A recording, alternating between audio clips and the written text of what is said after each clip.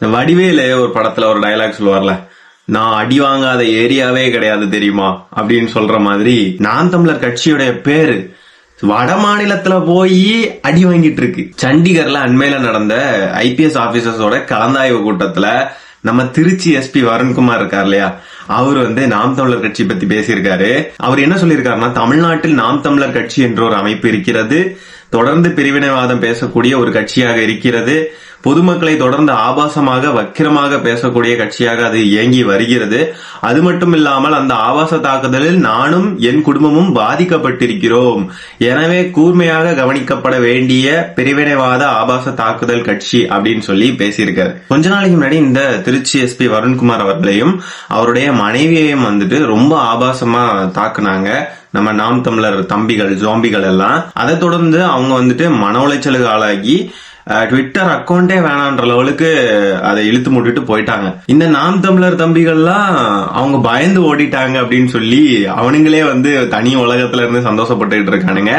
அது மட்டும் இல்லாம இப்போ இவர் அங்க போய் பேசியிருக்காருல, சண்டிகர்ல பேசினதுக்கு என்ன சொல்றானுங்கன்னா, எங்களை இந்தியா முழுமைக்கும் பிரபலப்படுத்திட்டு இருக்கிற வருண்குமார் அவர்களுக்கு நன்றி. அப்படி டே, உங்களை போய் கேவலப்படுத்திட்டு இருக்காரு. நீங்க ஒரு பிரிவினைவாத கட்சி, பிரிவினைவாதம் பேசிட்டு இருக்கீங்க, ஆபாசமா தாக்குதல் எல்லாம் ஈடுபடுறீங்கன்னு சொல்லி உங்களை கேவலப்படுத்திட்டு இருக்காரு, பெருமைப்படுத்திட்டு இருக்கானுங்கன்னு நினைச்சு சந்தோஷப்பட்டு இருக்கானுங்க சில்லற பசங்க.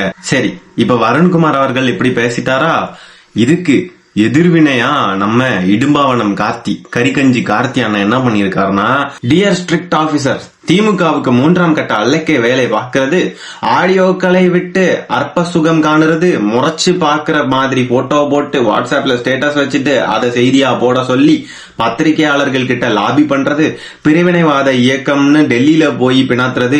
டெல்லியில போய் பிணாத்தினாரா? டெல்லி கிடையாது, சண்டிகர்.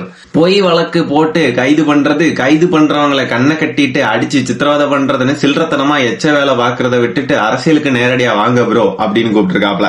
துணிவு திராணி எதுவும் இருந்தா உங்க பதவியை ராஜினாமா பண்ணிட்டு நேரடியா அரசியலுக்கு வாங்க, மோதுவோம்.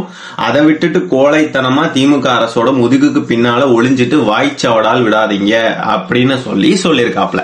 அவருடைய ஐபிஎஸ் பதவியை ராஜினாமா பண்ணிட்டு அரசியலுக்கு வரணுமா?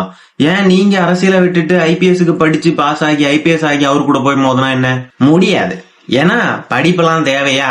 ஆடு மாடு மேய்க்கணும்னு சொல்லி பேசிக்கிட்டு இருக்கிற ஒருத்தரை தலைவரா ஏத்துக்கிட்ட உங்களால ஐபிஎஸ் எல்லாம் ஆக முடியாது. ஆனா தம்பிகளா, உங்களுடைய கவனத்திற்கு சொல்றேன், இந்த கட்சியையும் சீமானு இந்த அல்லக்கைகளை எல்லாம் நம்பி உங்க வாழ்க்கையை தொலைச்சிடாதீங்க. நிறைய தடவை மீண்டும் மீண்டும் சொல்லிக்கிட்டு இருக்கோம். நான் ஏன் சொல்றேன் அப்படின்னா, கட்சிக்குள்ள இன்னும் நிறைய நல்ல பசங்க இருப்பாங்க, இன்னசென்டான பசங்க இருக்காங்க, நிறைய பேர், நிறைய குடும்பங்கள் இருக்கு, இன்னசென்டான பீப்புள் நிறைய பேர் இருக்கிற கட்சின்னு நான் நாம் தமிழர் கட்சியை சொல்லுவேன். அதனாலதான் நான் இந்த மாதிரி பணாத்திரவணங்களை எல்லாம் தவிர்த்துக்கிட்டு மத்த ஆட்களுக்கெல்லாம் நான் சப்போர்ட் பண்ணிக்கிட்டு தான் இருக்கேன். இந்த மாதிரி ரொம்ப கஷ்டப்பட்டு வேலை செஞ்சு அந்த காசை கொண்டு போய் திரள் நிதின்னு சொல்லி மொத்தமா தூக்கி வாரி கொடுக்கறது, இந்த மாதிரிப்பட்ட விஷயங்களை எதிர்த்து அவங்களுக்கு புரிய வைக்கிறதுக்காக நான் பேசுறது. அது மட்டும் இல்லாம இந்த மாதிரி இன்னசென்டான மக்களுக்காக நான் பேசிக்கிட்டு இருக்கேன். என்னையும் எதிர்த்து பேசிட்டு இருக்கீங்க, இன்னைக்கு பேசுவீங்க, ஆனா நாளைக்கு என்னைக்கோ ஒரு நாள் உங்களுக்கு புரிய வரும். அதனால தயவு செஞ்சு இந்த கட்சியையும் இந்த ஆளையும் நம்பி உங்கள் வாழ்க்கையை தொலைச்சிடாதீங்க. சரி, கரிகஞ்சிக்கு இப்ப வரும். கரிகஞ்சி அண்ணன் அவர்களே, உங்களால ஒரு வார்டு கவுன்சிலரா நின்னு ஜெயிச்சு காட்ட முடியுமா?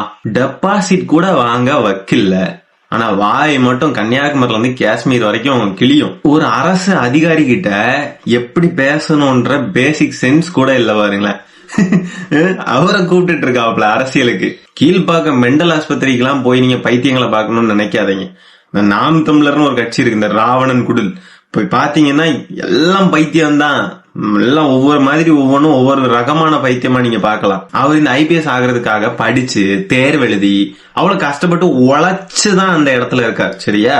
உங்களை மாதிரி திரள் நிதி பிச்சை கேட்டு பிச்சையில அவர் வாழல. சரியா? நாங்க கொடுக்கற வரி பணத்துலதான் நீ சம்பளம் வாங்குற, அதை முதல்ல ஞாபகம் வச்சுக்கோ அப்படின்னு சொல்றீங்கல்ல.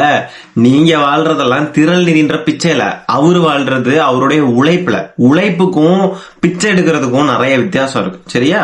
ஒரு ஐபிஎஸ் அதிகாரிய உங்களை மாதிரி செல்லா காசுன்னு நினைச்சிட்டு இருக்கீங்களா? பிச்சை எடுத்து தானே சாப்பிடுறீங்க. இவ்வளவு ரோசம் எல்லாம் ஆகலாமா? பிச்சை எடுத்து சாப்பிடறவனுக்கு எல்லாம் இவ்வளவு ரோசம் ஆகாதுன்னு அவரு பேரை கூட கிளியரா மென்ஷன் பண்ணி ஒரு பதிவு போடுறதுக்கு தைரியம் இல்ல, துணிச்சல் இல்ல. பேசுறீங்களாடா நீங்க எல்லாம்? அவரு உங்க கட்சி பேரை வெளிப்படையா ஒரு இடத்துல பேசிக்கிட்டு இருக்காரு.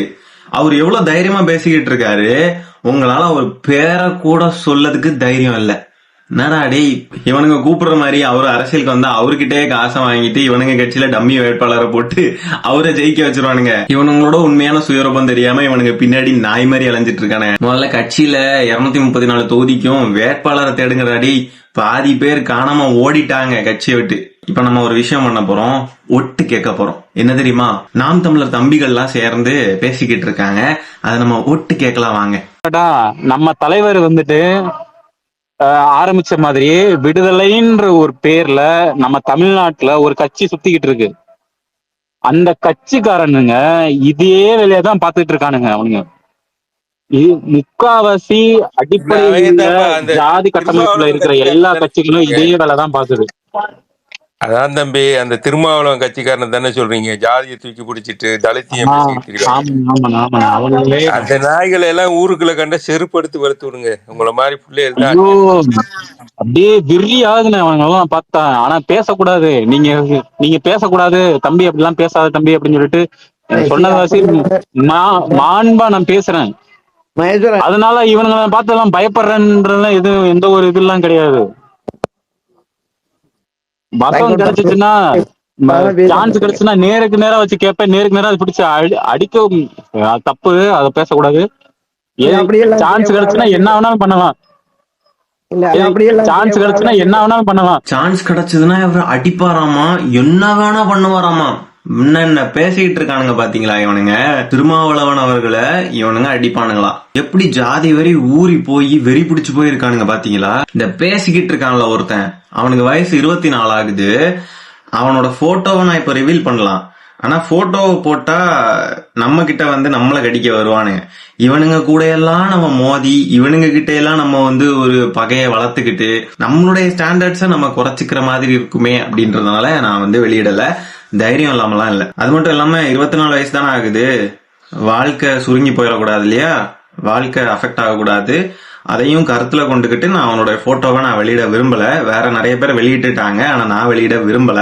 ஆனா இந்த மாதிரி பேசிக்கிட்டு இருக்கிற விஷயத்த நம்ம கண்டிச்சு நம்மளுடைய விமர்சனத்தை வைக்கணும் இல்லையா, அதனால பேசிக்கிட்டு இருக்கேன். நாங்க ஜாதி பேச மாட்டோம், எங்களுக்கு ஜாதியே பிடிக்காது. ஜாதி பார்த்து போடும் ஓட்டு எங்களுக்கு தீட்டு அப்படின்லாம் பேசிக்கிட்டு தெரிஞ்சானுங்க.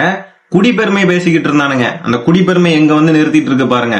எப்படி எல்லாம் ஜாதி வரி பிடிச்சு போயிருக்கானுங்க பாருங்க இந்த கட்சியில. இந்த 15 வருஷமா சைமன் கட்சி நடத்தி போட்ட விதை இதுதான். அதுதான் எப்படி இன்னைக்கு மரமா முளைச்சு வந்து நிக்குது பாருங்க. ஜாதி வரி பிடிச்சு போய் திருமாவளவனா அடிப்பானா, என்ன வேணா பண்ணுவானா. அப்படி இல்ல மகேஸ்வரன், இப்ப வந்து இருக்கிறது திமுக என்னும் என்ன சொல்றது, சர்வாதிகார ஆட்சி. நீங்க ஆட்சிக்கு எதிராக ஏதாவது உடனே தூக்கி உள்ளுக்கு, நீங்க பதிவு போடுற ஆட்களையே உள்ளுக்கு வைக்கிறாங்க.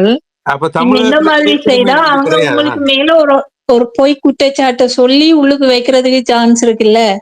இப்ப என்ன செய்யணும்னா, உங்களுடைய இந்த கோவங்களை எல்லாம் சேர்த்து வச்சு திமுகவுக்கு எதிரான வாக்காக மாத்த வேணுமே தவிர, இந்த மாதிரி நீங்க ஏதாவது செய்து உங்களுக்கு, அதாவது தனிப்பட்ட ரீதியில யாருக்கும் அந்த சட்ட ரீதியான பிரச்சனைகள் வரத நான் விரும்ப மாட்டேன்.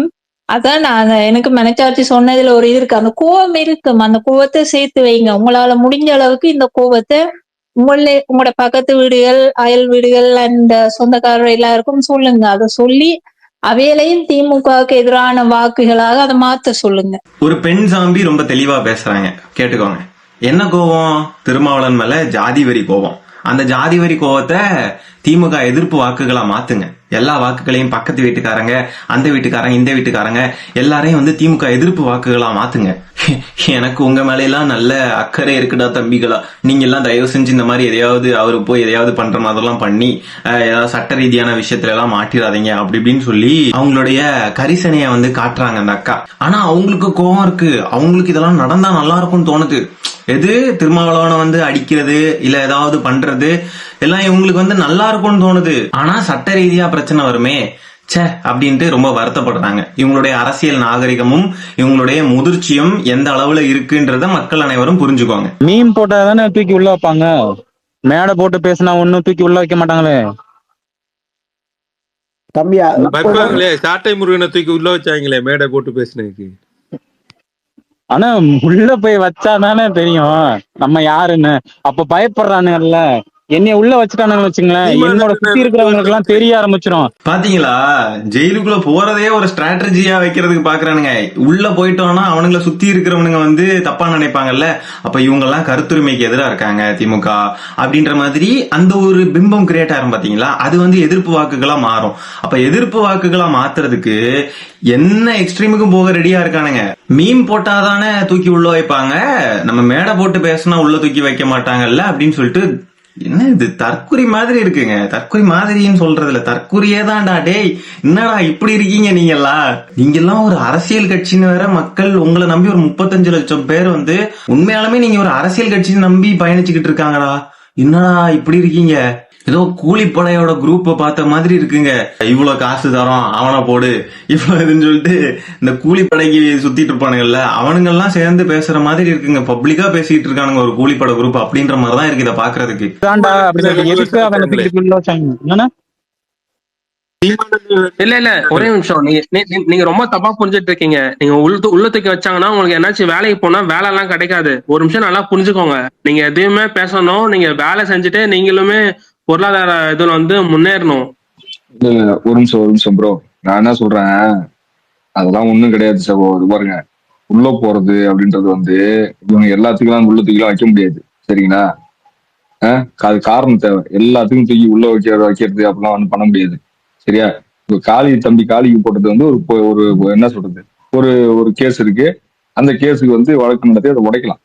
அதெல்லாம் ஒண்ணும் பயப்படலாம் தேவையில்ல. அது மாதிரி நீங்க வந்து உள்ள போறது அப்படின்றத வந்து பெரிய இதுவெல்லாம் எடுத்துக்க தேவையில்ல. அது ஒரு சாதாரண விஷயம். ஒரு 15 நாள் 16 நாள் ரிமாண்ட் பண்ணிட்டு வெளியே விட்டுருவானுங்க, சரியா? பெயில் கிடைச்சுன்னு வெளியே விட்டுருவானுங்க. அதுக்கப்புறம் நம்ம கேஸை உடச்சிக்கலாம், சரியா? இது வந்து பெரிய விஷயம் கிடையாது, விடுங்க. அது விடுங்க. அந்த எவ்வளவு தைரியமா பேசுறானுங்க பாத்தீங்களா. 15 நாள் 16 நாள் ரிமாண்ட் பண்ணுவாங்க, அதுக்கப்புறம் நம்ம கேஸை உடைச்சிட்டு வெளியே வந்துடலாம். இவனுங்க மேல அக்கறையாட்டு ஒரு 1/4 இன்ச்சு மூளை இருக்கிற ஒருத்தன் வந்து சொல்றான், இந்த மாதிரி நீங்க இது மாதிரிலாம் பண்ணாதீங்க, உங்களுக்கு ஃபியூச்சர் பாதிக்கப்படும், உங்களுக்கு நாளைக்கு வேலைக்கு போறது இல்ல வெளிநாட்டுக்கு போறதுல எல்லாம் பிரச்சனை வரும், வழக்கு பதிவு செஞ்சு நீங்க சிறைக்கெல்லாம் போனீங்க அப்படின்னு சொல்றாங்க. இன்னொரு ஒரு 1/4 இன்ச்சு கூட அறிவில்லாத ஒரு சாம்பி என்ன சொல்லுது பாருங்க, இதெல்லாம் ஒரு பிரச்சனையே கிடையாது, 15-16 நாள் ரிமாண்ட் பண்ணிட்டு நம்ம கேஸை உடைச்சிட்டு வெளியே வந்துடலாம். என்ன தைரியத்துல இவனுங்கெல்லாம் சுத்திக்கிட்டு இருக்கானுங்க பாத்தீங்களா. பேசுறது ஜாதி வரி பிடிச்சு போய் பேசுறானுங்க.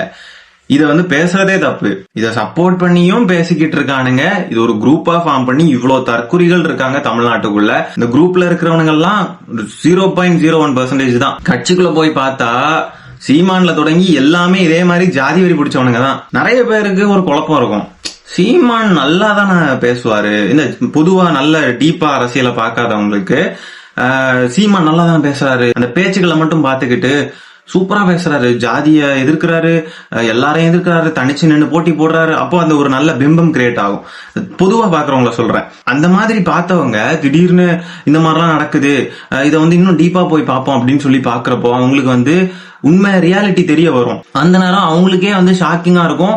அவங்க ஏமாத்தப்பட்டதை உணர்ந்துகிட்டு அவங்களே சீமானுக்கு எதிராக மாறிடுவாங்க. அப்படிதான் நிறைய பேர் இப்ப மாறிக்கிட்டு இருக்காங்க. இவங்களுடைய செயல்பாடுகள் எல்லாம் நல்லா நோண்டி போய் பார்த்தாதான் இவங்களுடைய உண்மை முகம் தெரிய வருது.